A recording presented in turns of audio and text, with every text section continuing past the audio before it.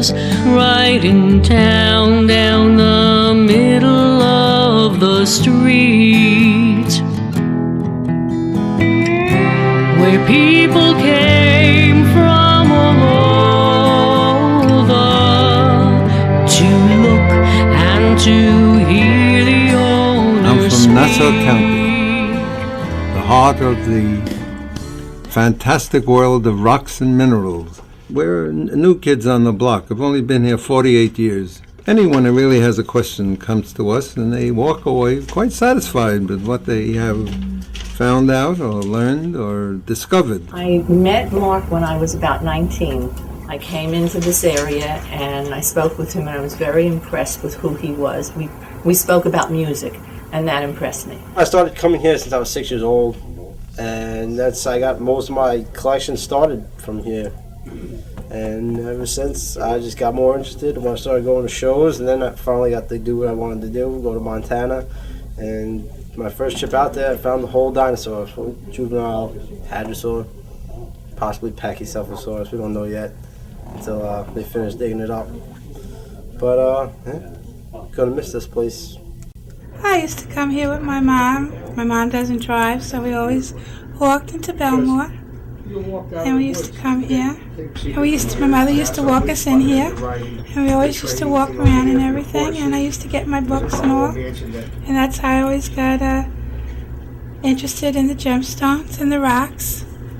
And when I go walk with my mother, we used to pick up rocks along the way. And sometimes I used to bring them and show the gentlemen here. That was a long time ago. But now I collect gemstones, and you should see the rings I have now because I don't know if my husband appreciates them, but I have quite a collection of gemstones now. There were treasures from the deep blue sea that hold a piece of history. Crystals, quartz, and turquoise, a magical place for girls and boys. Objects that were quite unique, and children came with curiosity piqued. See, I had different jobs in my time. When I got out of the Army a long time ago, I was a photographer. And I was a photographer for, 15, 20 years. After that, I discovered the world of entertainment. And I became an entertainer. Hypnotist, mentalist, magician, ventriloquist. And then finally I settled on rocks and minerals. Murray Mark Morgan was born in New York City in 1925. He grew up in the Bronx and after school worked for fashion photographer Harold Stein. Then, in 1943, at age 18, he went into the Army and became a staff photographer. After the war, in 1949, Mark, along with his wife Faye and son Stephen, moved to Long Island, New York. His second son William was born in Mineola, where they lived.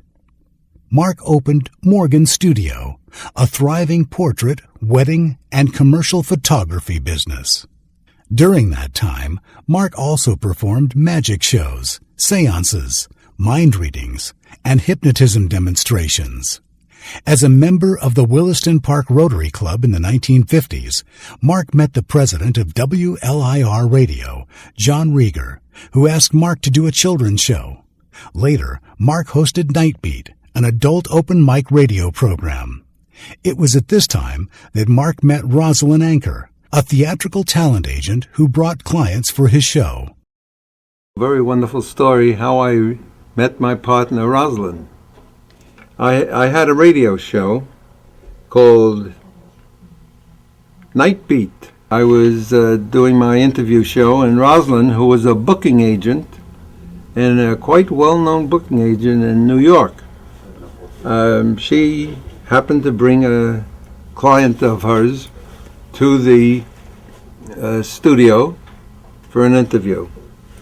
And she was so successful, not the client, she, Rosalind, in making herself so vibrant and so interesting, So I got back home after my encounter with the police department that I promised I'm going to do a show the following week or 2 weeks, when I look at my book and I'm all booked up for a long, long weekend. So I called Rosalind up and I said, Rosalind, I have to ask you something. You have a wonderful personality, and I'm in trouble. I need a magician for next Sunday or the Sunday after, and you're the one. You're going to do a wonderful job. What? I have never done magic, and I never will do magic. I said, I think you will enjoy doing it. Well, she did that show, and as my late wife said, she was great. She was absolutely great. I mean, the kids were applauding her, which is very rare. Rosalind started her own show. It was a mystery show. And I did a seance show, which was a takeoff on a seance. And that was most interesting, too. But her show was great. Collectors looking for antiques. What's inside? Let's go and take a peek. From jewelry to polished stones, go back in time with dinosaur bones. In the corner sits a meteorite. I met Mark and Rosalind around 1993. I did learn about stones, I learned about fossils, I learned about Indian artifacts, and I also learned about these two people who I always refer to as the strongest light workers I've ever met. They save animals. Rosalind only takes dogs in that nobody else takes in. She's taken in dogs that have been beaten, been stabbed. One time they found a Doberman who had been hanged from a bridge, and they also rescue people. I've seen people who have come in here who have been so down and out, and they will share their knowledge, their healing, and even their money with these people. Knowing that their good fortune as performers would not last forever, Rosalind and Mark explored other commercial avenues. Together, they opened Gemini Gems in one room on the second floor in the town of Belmore, Long Island. As the company grew, they expanded to 9 rooms, which became the Long Island Museum of Natural History. People came from all over to view their collections, as well as to seek their advice about gemstones and healing. Mark and Rosalind also worked with an assortment of animals in need. As president and executive director of Animals in Distress, they were sought after for information about rescue, care, and adoption. Eventually, due to the overflow of artifacts, customers, friends, and curiosity seekers, they moved to a storefront on the main street in town. When we had our museum, Long Island Museum of Natural History, we had this gentleman call me. He said, "You interested in arrowheads for your museum?" I said, "Yeah, definitely so." This fellow says, "I have the arrows and I'd like to sell them." I said, "Sure." It's in Merrick. Went there. His grounds were completely covered with broken arrowheads. So finally I take a look at him and he says, "I want to sell all of them." That's okay. What are you asking for it? He said, "I want 2.5. And I said to myself, what does 2.5 mean? So I says, "What is 2.5 exactly?" 200,500. That's what you want for these arrows? Yeah, it's worth it. I said, "Well, it may be worth it, but we're a very small museum and we can't afford to put all our eggs in one basket." "Well, I'll tell you what I'll do. Do you have $500 right now?" I says, "Yes." "Why?" "Give me a check for $500 and I'm going to give $500 now," he said. "That's all I want.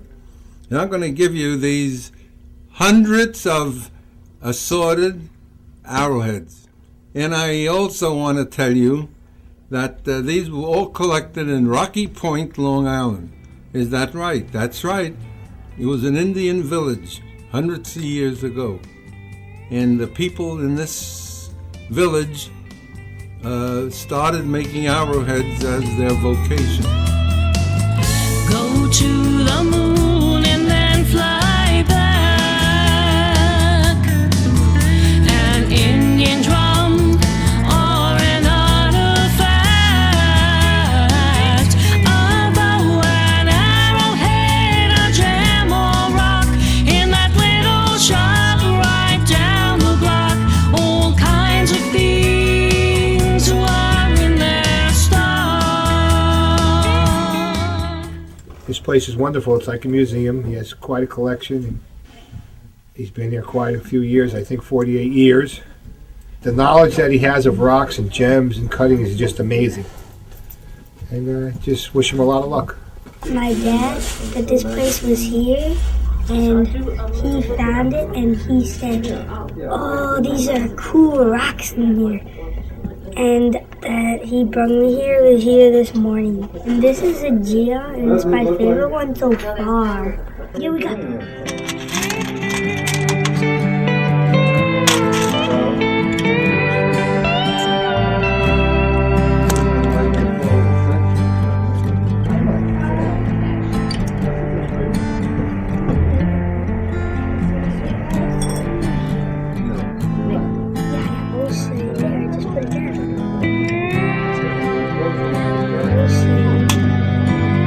Okay.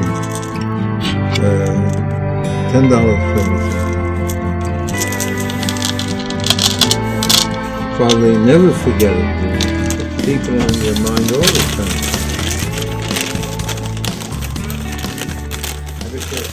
These are pre-Columbian artifacts. Could be a doll, could be a children's toy. Here's another one. But they have a definite look as a spaceman. Eric von Daniken wrote a very good book, Chariots of the Gods, where he describes exactly this, where he has shown how these did exist. There is one in Peru, the temple, where there are dozens of busts, all say about 8-9 inches, of all the races of mankind. Now, how could this have existed at a time when no one moved more than miles from their homes?